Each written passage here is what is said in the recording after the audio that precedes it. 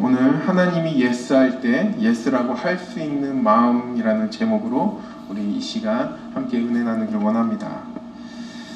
얼마 전 한 신문사에서 대학 교수 906명을 대상으로 설문조사를 한 결과 교수들이 뽑은 올해의 사자성어로 나는 옳고 상대는 틀렸다라는 뜻의 아시타비가 선정되었다고 합니다.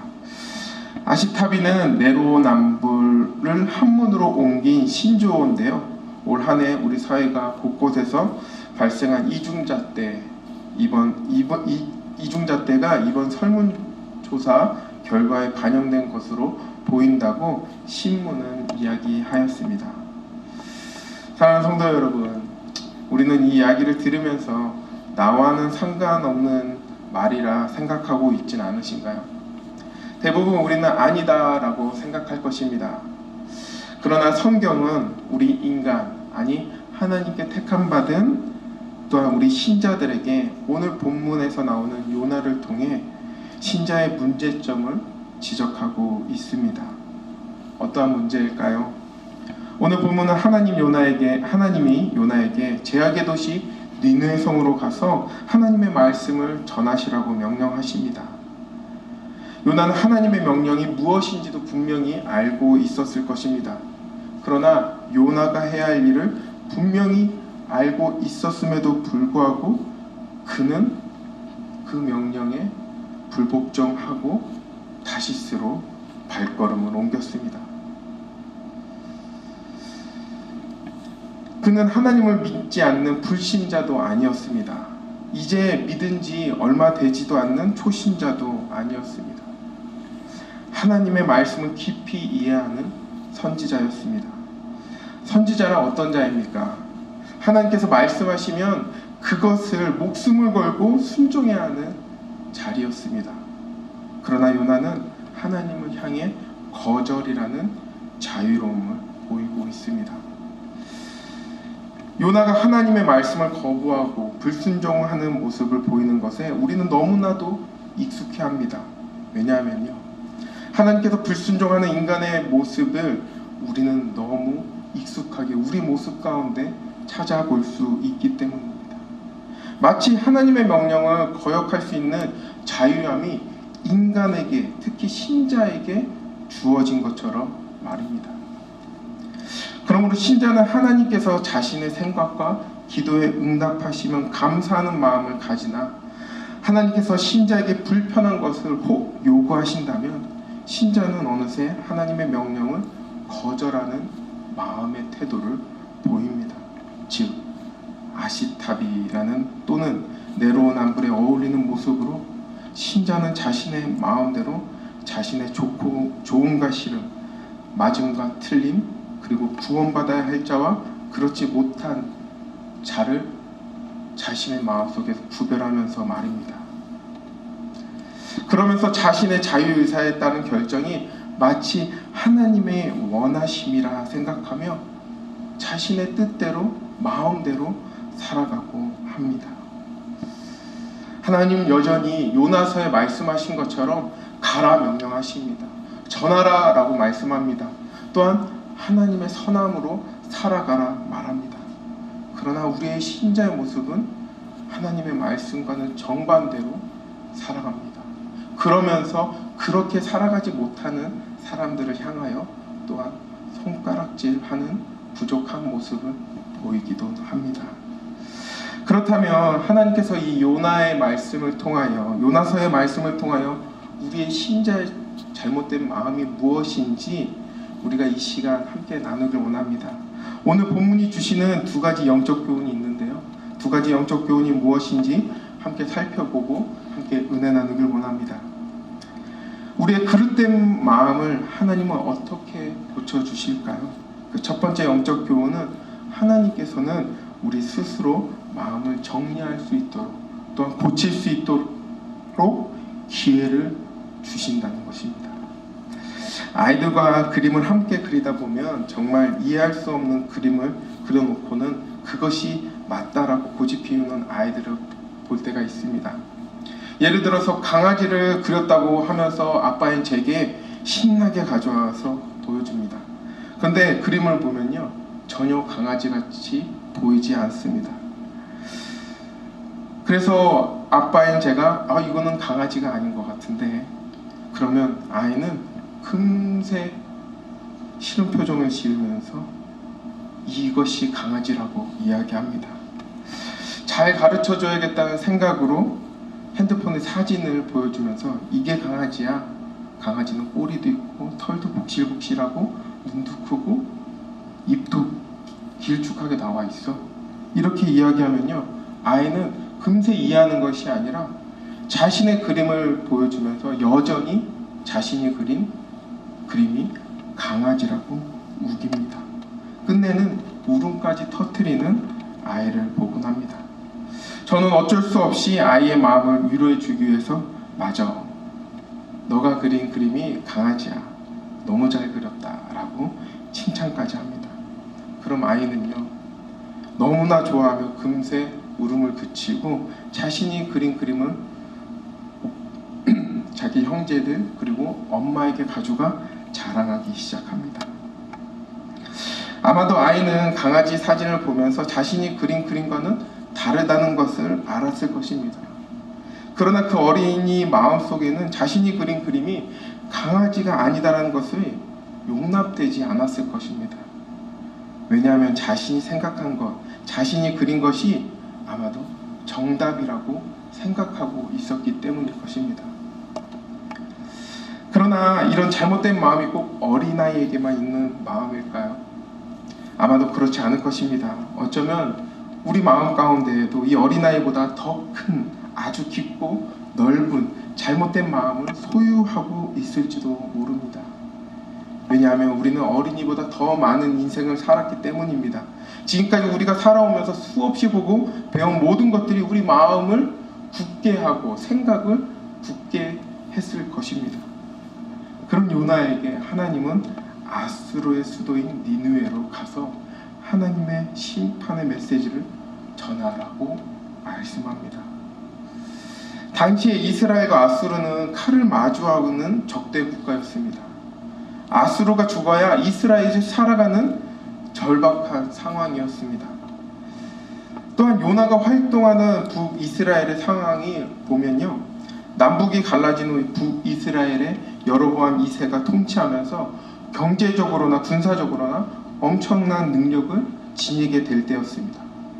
북이스라엘의 백성은 요나 선지자를 포함해서 이제는 아수르로부터 진정한 자유를 누릴 수 있을 때라고 생각했을 수도 있습니다. 아수르를 정복할 수 있을 것이라도 생각하여 그런 기대감마저 가지고 있었을 수도 있습니다. 그런데 그런 마음을 가지고 있던 그때에 하나님은 요나야, 너는 빨리 니느웨로 가서 그들에게 나의 말씀을 전하고 심판할 때가 곧 다가왔으니 회개하라 라고 가르치라, 전하라 라고 명하셨습니다. 아마도 요나의 마음속에는 영적 편견이 자리 잡고 있었을 것입니다. 그것은 이스라엘은 살고 아수르는 반드시 죽어야 한다는 생각이었을 것입니다. 요나는 하나님의 명령을 도저히 용납할 수 없었을 것입니다. 그렇기에 요나는 하나님의 명령을 거부하고 자신의 생각이 더 옳다고 판단을 내립니다. 그리고 재빨리 자신의 발걸음을 돌려 배를 타고 다시스로 향하게 됩니다. 그런 요나에게 하나님은 폭풍우를 허락하십니다. 그때 요나의 행동은 어땠을까요? 요나 1장 9절로 12절을 제가 읽겠습니다.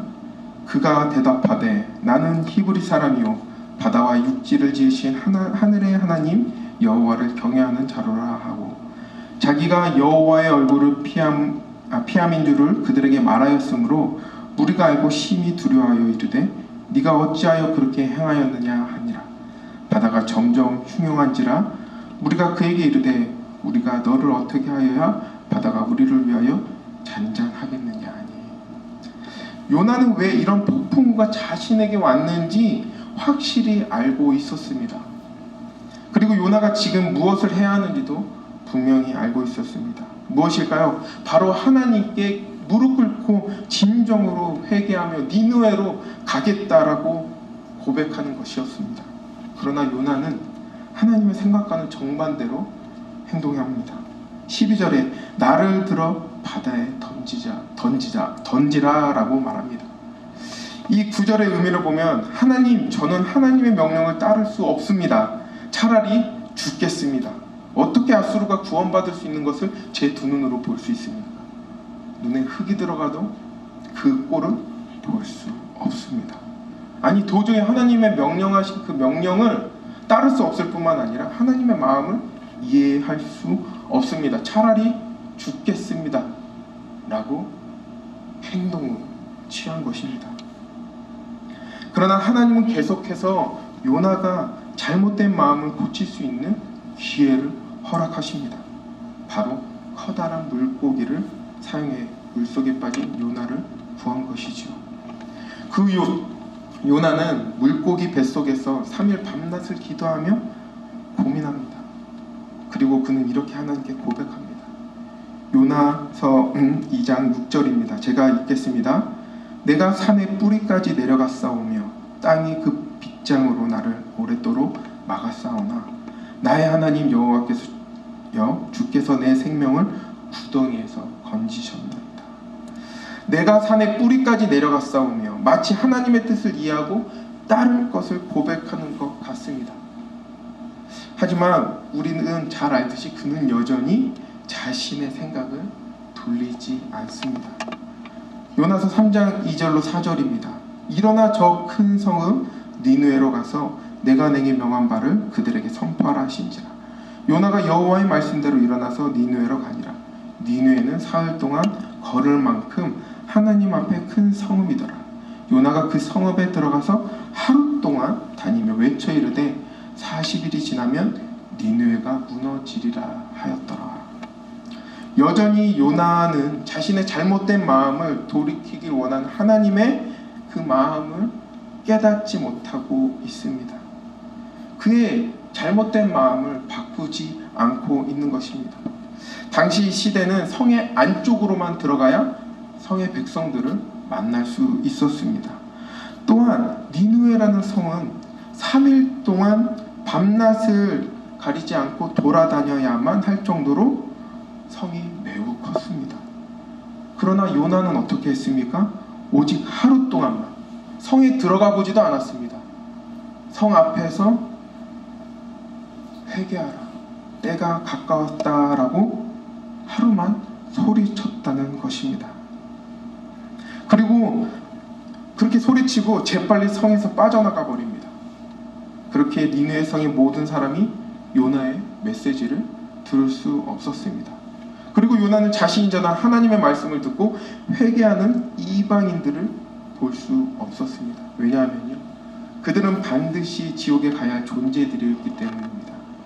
그러나 신비스럽게도 아수르 사람들은 이것을 어떻게 알았는지 모두 베옷을 입고 금식을 하기 시작합니다. 그리고 그들은 처절한 회개를 하나님께 하기 시작합니다. 그리고 구원을 받게 됩니다. 이것을 본 요나의 마음은 걷잡을 수 없는 분노가 치밀어 오르기 시작합니다. 그리고 하나님께 이렇게 말합니다. 요나서 4장 3절로 5절입니다. 여호와여, 원하건대 이제 내 생명을 거두어 가소서. 사는 것보다 죽는 것이 내게 나음이니이다 하니 여호와께서 이르시되 네가 성내는 것이 옳으냐 하시니라. 요나가 성읍에 나가서 그 성읍 동쪽에 앉아 거기서 자기를 위하여 초막을 치고 그 성읍에 무슨 일이 일어나는지를 보려고 그 그늘 아래 앉았더라. 현대인 성경을 보면 더 쉽게 이해할 수 있습니다. 여호와여, 내가 이제 내 생명을 거두어 가소서. 사는 것보다 차라리 죽는 편이 낫겠습니다. 그러자 여호와께서는 네가 성낼 만한 이유가 있느냐? 라고 말씀하셨다. 그래서 요나는 성에서 나가 성 동편에 초막을 만들고 그 그늘 아래 앉아 그 성이 어떻게 되는지 보고자 하였더라 라고 말입니다.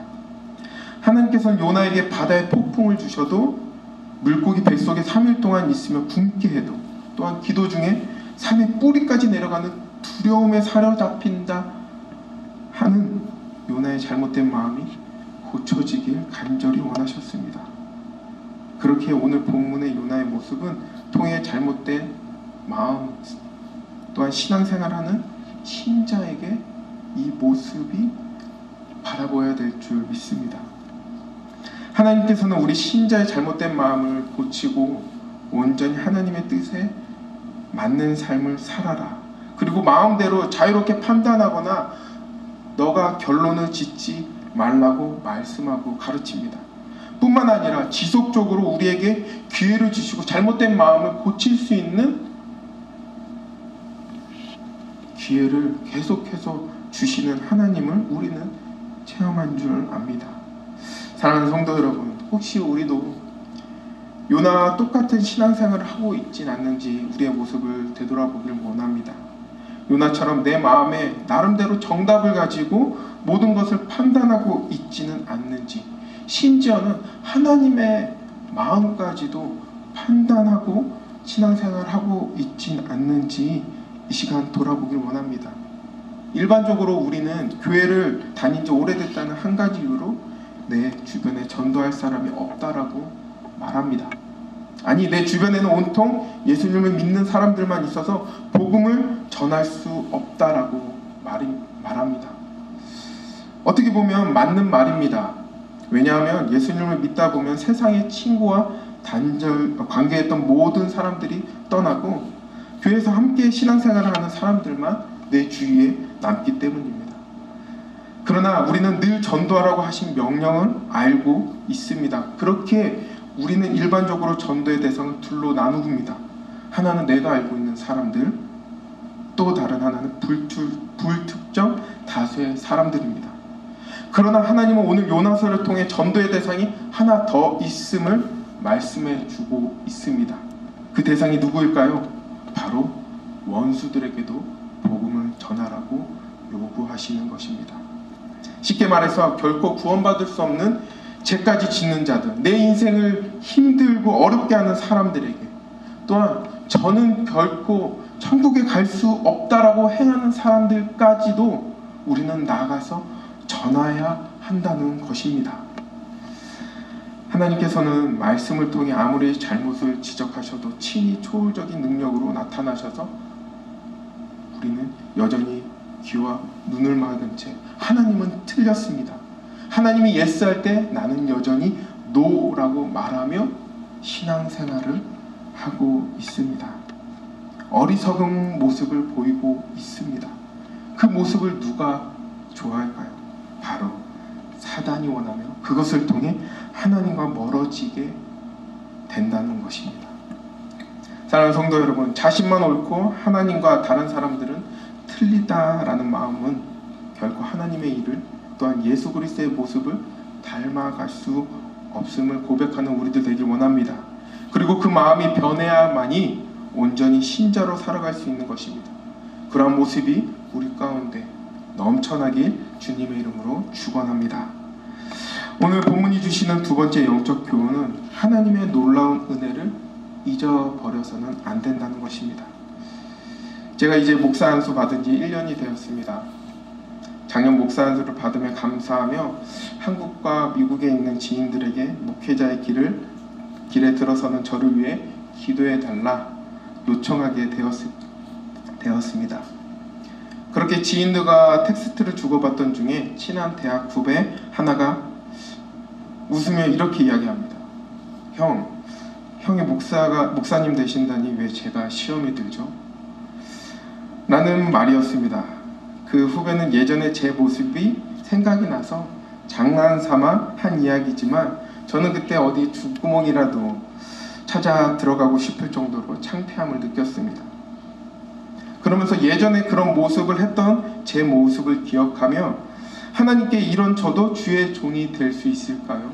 주의 길을 가도 될까요? 라고 계속해서 물었던 기억이 납니다.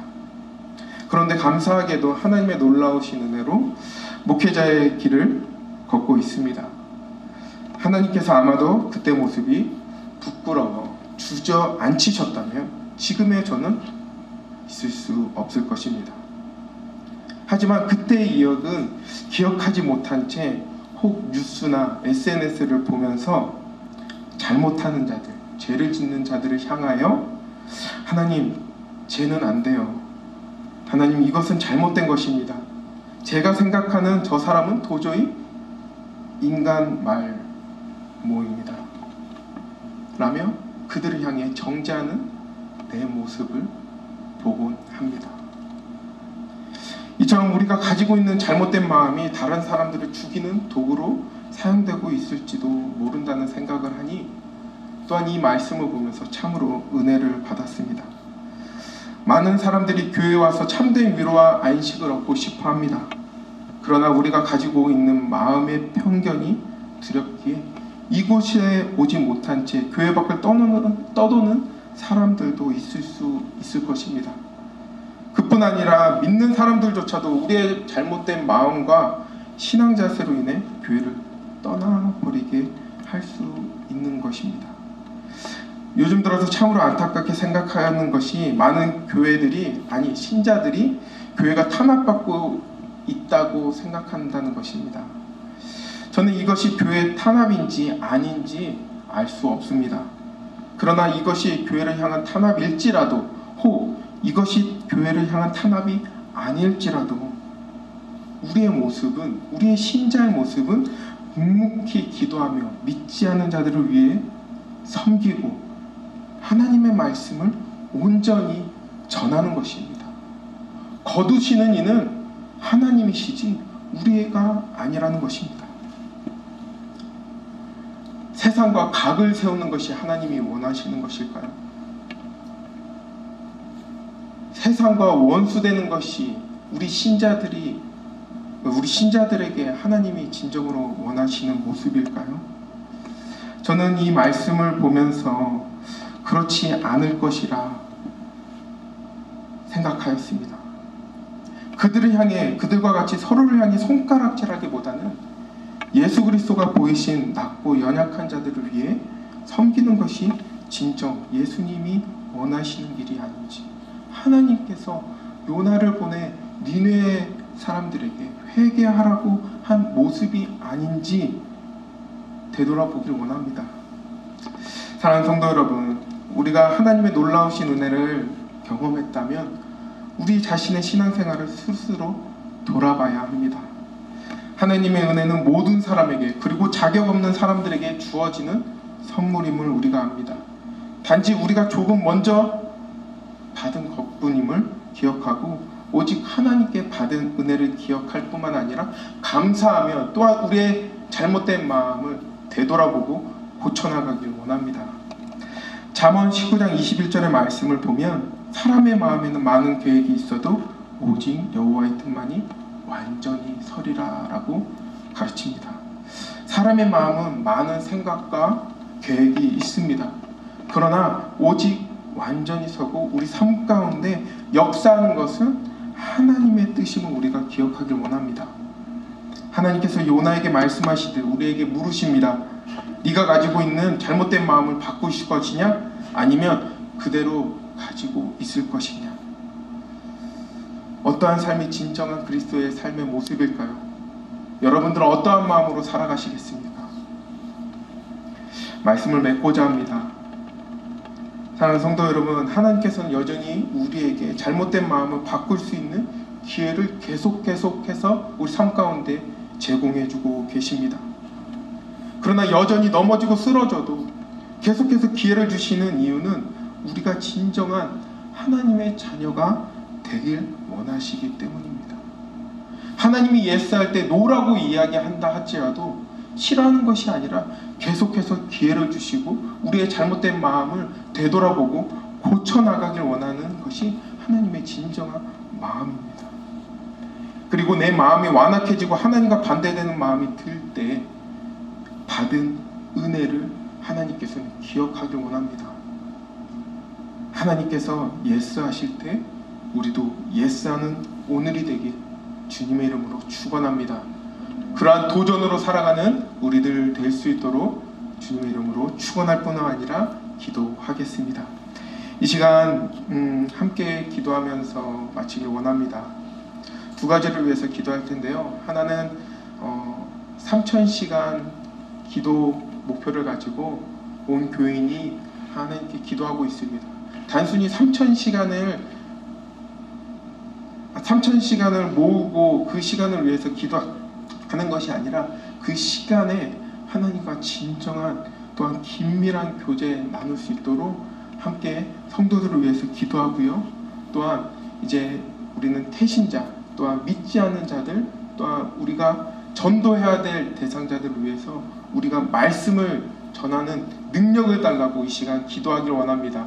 이 시간 우리 한번 이 두 가지를 위해서 기도하고 개인 기도로 나아가기를 원합니다. 함께 기도하겠습니다. 사랑하는 아버지 감사합니다.